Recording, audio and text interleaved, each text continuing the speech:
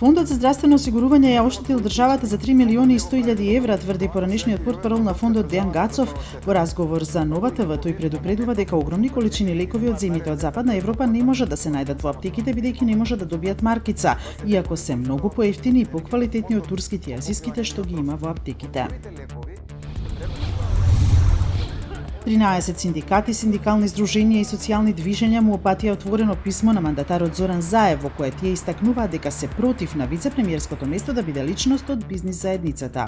Заради таквиот систем во времето на Никола Груевски Македонија стана рекордер во Европа по сиромаштија, социјална раслоеност и смртност на работниците, се вели во писмото. Брисел денеска е под 24 часовна безбедносна обсада, главно поради посетата на Доналд Трамп. На белгиската полиција на помош дојдоа и соседите Холандија и Луксембург, испратија нивна полиција да им помогне на белгиските колеги. Исто така во Брисел денеска се одржува самитот на 29 лидери на НАТО, како и средбата на премиерите од Балканот, меѓу кои мандатарот Зоран Заев.